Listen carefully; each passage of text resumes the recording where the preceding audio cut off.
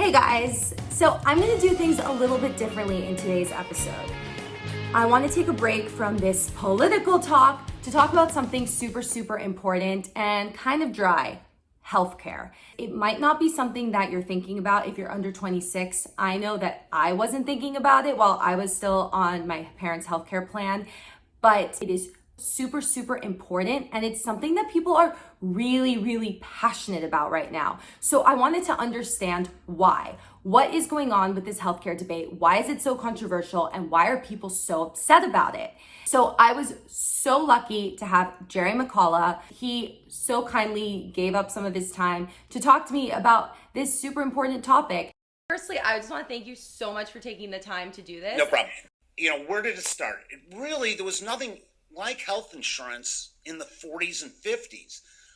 State farm agents and health insurance agents would sell hospitalization.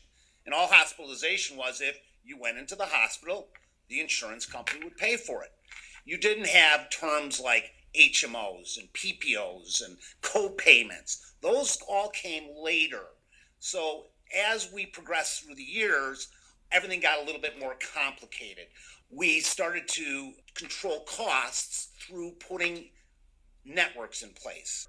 So the cost of health insurance kept on growing and getting more expensive. So then what happened is we brought in hospitals and doctors groups to help fight the insurance company costs. So that's kind of where we're at today, is we have these networks of doctors and hospitals fighting with these big insurance companies to try and control costs because of the outlandish lawsuits that have been happening over the last 50 years. Congress stepped in and created what they called the Kennedy-Kassenbaugh law. Okay. That was the first step to healthcare reform. The new president came in, Obama, wanting to say, okay, we're going to take this Kennedy law, HIPAA law, and we're going to expand it into what they call the Affordable Care Act. And that's kind of where we're at today. So the Affordable Care Act expanded the amount of coverages, because now there's 10 essential benefits that every health insurance plan that is offered, whether it's group or individual, must have. What does that do?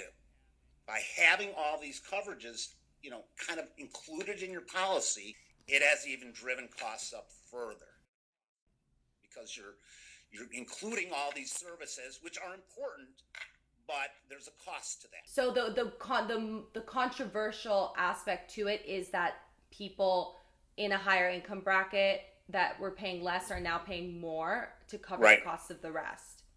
And the group health plans are paying a tax to fund. Meaning the business, the company plans, they're now paying more. Like why is it that with the ACA, everyone had to have insurance? How that makes it kind of a better system for everyone? Is there a simple way to explain that? It's the law of large numbers. If all we have are sick people taking the insurance, then the costs of the insurance is going to go way up. And if everybody's on it, we have a lot of money going into the system. President Trump has now banned the play to pay, the personal responsibility tax if you didn't have insurance. Now that's no longer in effect. So now what's happening is you're having less and less participation.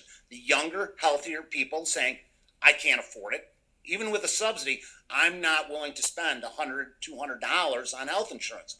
That has hurt the whole system, because now you're getting adverse selection. The people that are buying insurance are the people that are needing it. So what would the Sanders vision actually look like in practice? What his umbrella policy is that, hey, it's worked for those people at 65 and older. Why don't we start Medicare at birth?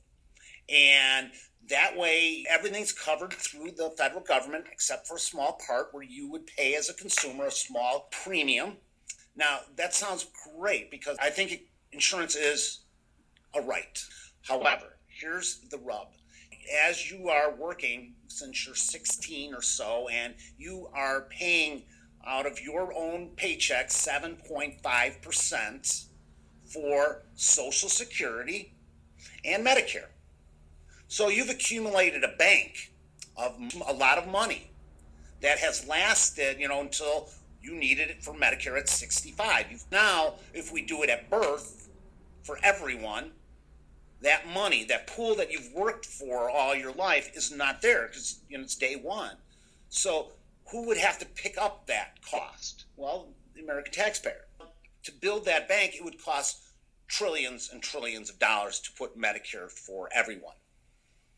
Some people say that's okay. We should have that. Why is it so difficult to institute like a universal healthcare plan in this country compared to other countries of equal, democracies, equal economics? Habits are hard to break. The biggest thing of holding us back is that we're used to a system of having this luxury of privatized insurance. In a privatized, you can get the best doctors and the best technology because people are willing to pay for it. Mm-hmm.